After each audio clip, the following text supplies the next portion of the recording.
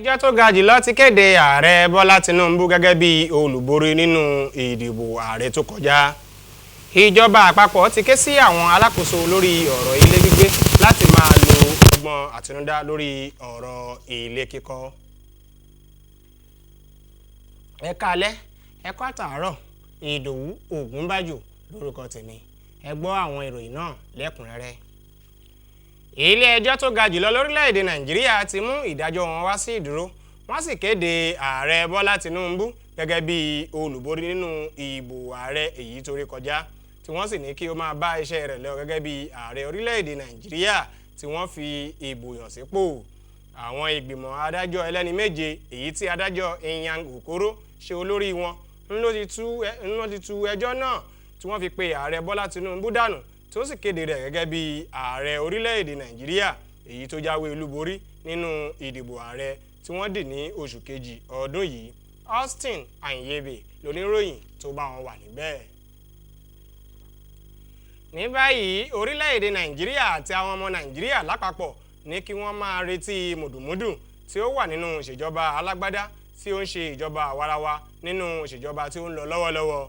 Ààrẹ Bọ́lá Ahmed Tinubu ló sọ èyí di mímọ̀ wípé ọkàn ti balẹ̀ báyìí, gbogbo ipá àti agbára tí òun ní níkàáwọ́ ni òun á sà gẹ́gẹ́ bí ààrẹ orílẹ̀-èdè yìí láti lè jẹ́ kí ìjọba òun so èso rere, pàápàá láti mú ìmúgbòòrò bá ọrọ̀ ajé fún àwọn ọmọ orílẹ̀-èdè Nàìjíríà.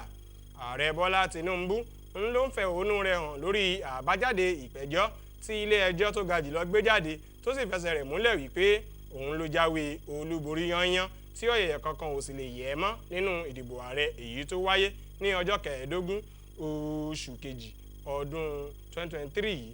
Musbau Danwahab ló jábọ̀ ìròyìn.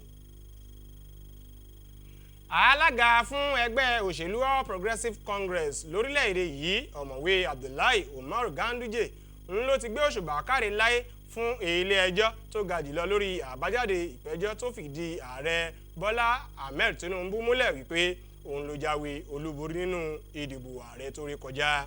Nínú ọ̀rọ̀ tí Ganduje sọ tí akọ̀wé àgbà fún oníròyìn rẹ̀ ọ̀gbẹ́ni Edwin Olofu fi léde, ó jẹ́ ó di mímọ̀ wípé ìdájọ́ yìí yóò jẹ́ kí àwọn alátakò ó sowó agbẹjẹmọ́wọ́ wípé nínú ìdìbò ààrẹ yìí tó lọ, ààrẹ Tinubu ni àwọn ọmọ orílẹ̀-èdè yìí mọ̀ọ́mọ̀ dìbò fún ní tọkàntọkàn. Ganduje wá tẹ̀síwájú nínú ọ̀rọ̀ rẹ̀ wípé àbájáde èsì ìdájọ́ ti ilé ẹjọ́ tó ga jù yìí yóò lè fún ààrẹ Bọ́lá Tinubu ní ìsinmi àti láti lè bójútó sísọ ìrètí orílẹ̀-èdè yìí jí tí ẹgbẹ́ òṣèlú gbé kalẹ̀ kí àwọn ọmọ orílẹ̀-èdè Nàìjíríà lápapọ̀ ó lè jẹ ọjà àǹfààní rẹ̀.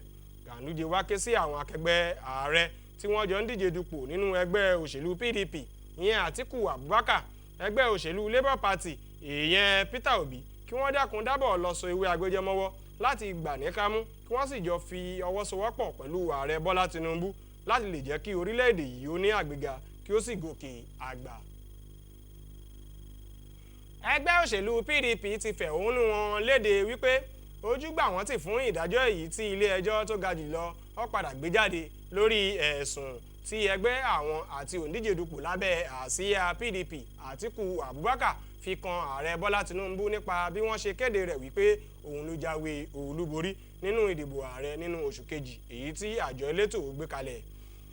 Nínú ọ̀rọ̀ tí akọ̀wé fún ẹgbẹ́ náà lórí ọ̀rọ̀ ìròyìn tí bí ó ṣe ń lọ, Débọ̀ Ológun Àgbà fi léde, ó ní ìdájọ́ tí ilé ẹjọ́ gíga padà gbé jáde yìí ṣe gbogbo ọmọ ẹgbẹ́ àti àwọn adarí nínú ẹgbẹ́ òṣèlú PDP ní kàyéfì. Ojú gbà wọ́n tì ní ti gidi gan ni, léyìí tí wọ́n sì ní ìgbàgbọ́ wípé ṣíṣe ìdí èyí lòdì sí òfin orílẹ̀-èdè Nàìjíríà. Wọ́n wá bu ẹnu àtẹ́lu lu ilé ẹjọ́ tó ga jù fún ìpinnu rẹ̀ yìí wípé ìlànà òfin kọ́ ni wọ́n tẹ̀lé, bí ó tilẹ̀ jẹ́ wípé púpọ̀ nínú àwọn àgbààgbà ẹgbẹ́ àti àwọn afẹ́nifẹ́re ọmọ orílẹ̀-èdè Nàìjíríà ni wọ́n ti fọkàn tán ilé ẹjọ́ yìí, àmọ́ ó ṣe ní láàánú wípé ohun tó wù ilé ẹjọ́ ń ló padà ṣe. Mínísítà fún ọ̀rọ̀ ilé ìgbé ní kíkọ́ àti ìmú àgbéga bá ìlú lábẹ́ ìṣàkóso ìjọba àpapọ̀ ti rọ àwọn àjọ tó mójútó ọ̀rọ̀ ilé ìgbé àti ètò ìṣúná láti kọjú mọ́ ọ̀nà tí a ṣe lè lo ọgbọ́n àtinúdá léyìí tí àwọn yóò fi kojú ìpèníjà tí ó ń dojúkọ wọn nípa bí wọ́n ti lè fẹsẹ̀ dáadáa múlẹ̀, nípa bí àwọn ilé tí ò fẹsẹ̀ dáadáa ṣe ń dàwó lulẹ̀ lórílẹ̀-èdè Nàìjíríà. Àwọn ọ̀rọ̀ yìí ni mínísítà fún ilé ìgbé ní kíkọ́ àti ìmú àgbéga bá ìlú ìyẹn Ahmed Musa Dangiwa sọ níbi ìpàdé ọlọ́pọ̀lọpọ̀ àwọn aṣojú tó jọ ṣe papọ̀ ní ìlú Àbújá. Francis Udojo ń lo jábọ̀ ìròyìn yìí.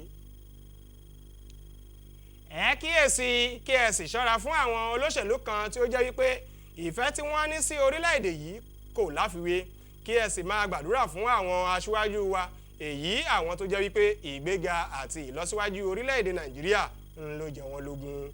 Mínísítà fún olú ìlú Nàìjíríà Àbújá Nyesom Wike ló gba àwọn aṣáájú àti àwọn aláṣẹ nínú ẹ̀sìn Kristi pàápàá jùlọ àwọn adarí nínú CAN àwọn àgbà ìmáàmù lóríṣiríṣi lámọ̀ràn wípé nígbà tí wọ́n ṣe àbẹ̀wò sí i ní ọ́fíìsì rẹ̀ ní olú ìlú Nàìjíríà Àbújá.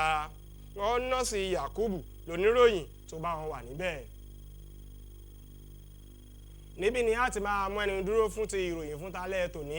Ẹ má gbàgbé láti tẹ̀lé wa lójú òpó Facebook àti NTA Ìjẹ̀bú Òde. Ìdòwú Ògúnbájò lórúkọ tèmi. Ó dàárọ̀.